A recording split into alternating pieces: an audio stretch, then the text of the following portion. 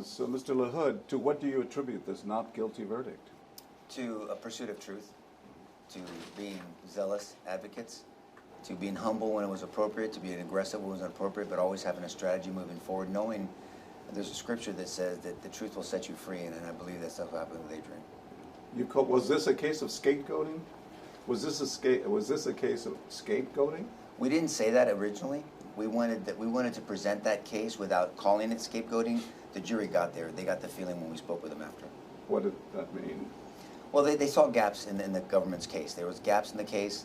They didn't see the logical consistency in some of the issues. They really liked that we brought out more evidence. They seemed like we brought out more evidence at times than the government did. And I asked them, I said, were we too aggressive at times? Were we not aggressive enough? And they said, no, your temperament on both of you was appropriate. And so they just saw the gaps in the case, and they really didn't understand what the government was trying to say about Adrian's behavior during a certain period of time. And when there's scapegoating, does that mean that other officers escape justice, prosecution? For me, scapegoating is someone takes the blame for something. Now, we don't have to attribute that something to individual people, but they're trying to, our position, one of our many themes was that Adrian was at the bottom of the totem pole. And so it was easier to blame him because he happened to be the first officer on the scene if you ignore all the behaviors he did in that moment. And he was always going to danger. And we presented that to the jury, and when they saw that, they came back with a verdict that we felt fit the facts. You don't like to say you won this case? There's no winners. I mean, there's precious babies that are left this earth, and there's families that are mourning. We understand that, we acknowledge it, so there's no celebration in the win. There's a celebration in vindication. Whenever truth is illuminated, then people should celebrate that, understanding that two things can be true at the same time. There can be people mourning tremendous tragedy and loss, and we're never going to make light of that, but then also celebrating the fact, or at least acknowledging the fact that somebody has been set free of obligation. Jason, you addressed the issue of the chilling effect that a guilty verdict would have had. Yes. What did you mean? Yeah, so what I was doing was responding first to the prosecutor's argument. And that's pretty typical that a prosecutor will say, send a message. But the problem is that in this particular case, you're not going to be able to convict Adrian and then officers will then respond perfectly, because they're always going to be in these scenarios and these situations where there'll be confusion, there'll be stress, there'll be all of these things going on, and if you don't understand the situation perfectly, then things like this can happen. But that verdict that they were asking for, the guilty verdict, would not make officers be perfect. What it would do is say, in Adrian's situation, he went to the danger, he went to the person, and it took him on the other side of the building from the shooter, which caused the confusion, which caused him not to be able to understand at the time. So the only people that weren't sitting in Adrian's position were the people who didn't go into the danger. And so what the message would be sending is don't go into the danger. Don't go confront somebody you think is the shooter, because if you do, and it happens to take you in a place that causes confusion, then all of a sudden you're going to be in Adrian's chair and you're going to be prosecuted. And that's the point I was trying to make is you want people to do what Adrian did, which is do everything that he could in his power to try to stop this man from doing what he did. Out of almost 400 law enforcement officers, only 2 are charged? Yes, sir. What does that tell us? I don't know. I can't speak for her. I'm not going to get into her mind. What it tells me is that they want someone to take blame for this. And the person responsible for this horrific act is no longer on this earth, and I believe he's been judged eternally. So I think Adrian was an easy target, unfortunately. Why? Well, because he was the low man on the totem pole. He was the first on the scene, so you can distinguish him in that fact. There was a period of time that if you don't look at all the facts contextually, well, then you can look at Adrian and think that he did something wrong or didn't act enough. When you really look at the situation in the totality of the circumstances, you see that Adrian went to the danger initially, and then further went to the danger when he was one of the first 5 officers that went into that building. Adrian, take me back to that day when you first got to the school. There was a call, shootings at Robb Elementary. You know, just the call came out. Initially, it was a call. It was the accident that got my attention, and then and we talked about jurisdictions and stuff like that. So once they said they're running to the school, then it was the school district issue. Mm-hmm. Regardless whether wreck or not. And shots fired. I go. And the last broadcast that I hear is they're running towards the school.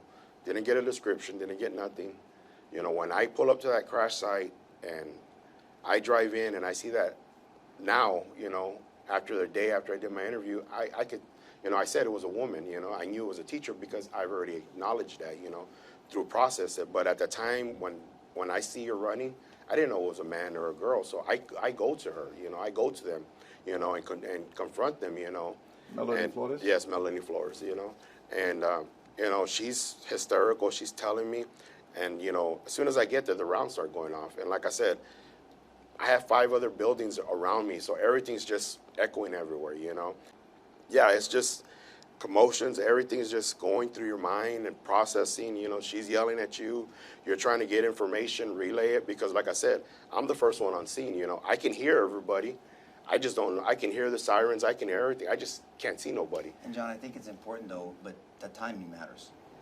Because when he saw that round come out of the building, which he said in his interview, it was closer to when Sergeant Page was coming up, and that's when he knew for sure. So he's going to Sergeant Page, and then you saw in Coronado's video that as soon as they came up again, they heard another round of shooting, and then they realized they were in, and they both went in there on their own. And so the jury saw that, and they specifically mentioned Coronado's video that Sergeant Page and Adrian ran in on their own, and they were in that, we heard the term, the fatal funnel, which is a very dangerous situation to be in, and they did that. So the timing matters, and if you don't look at the context, and if you don't look at everything, then you can put Adrian in a scenario where he's acting, or not acting in a way that he should have maybe earlier on, and it wasn't. It was very later on in the situation.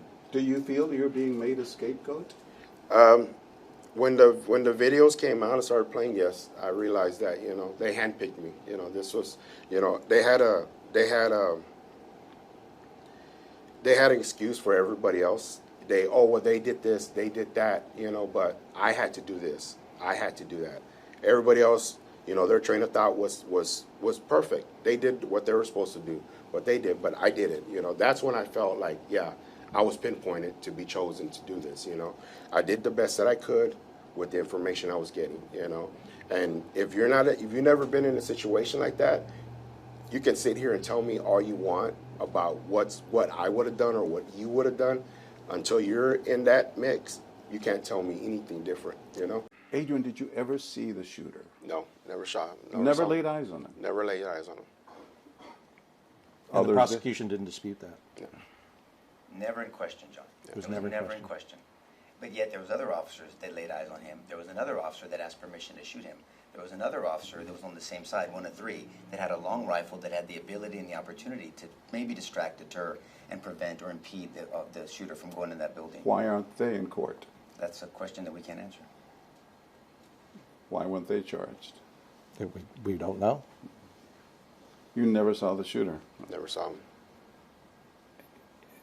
And yet the families, obviously, understand. You know the families.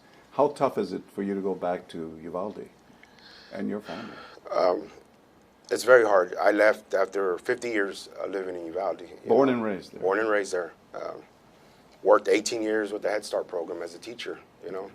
The last class I was graduating at the high school, that was the last group of kids that I taught at the Head Start. And now you're a pariah? Did soccer for 18 years, ref soccer for 18 years, coach for 17 years. Worked for the Boys and Girls Club. This was, working with kids was a passion for me. So when I got the opportunity to come back to the school as an officer, I took it. And unfortunately, it's not the same. Still painful. Yes, pain. I understand what the family's going through, and it's hard to, if I tell them anything, I know it's not going to make them feel any better. But this is a struggle for me, for my family, to get up and leave. It's hard. You're praying for him still. And I'm still praying for them, every day when I go to work. I pray for them. I pray for them and their families, and not just them, but the community, You can never go home again? Never go home. And that's painful. Yes. And then, John, we can't ignore the fact that there are some families that their children are never going to go home either, right? And Well, so there's pain to go around, and that's why he said the community needs to heal.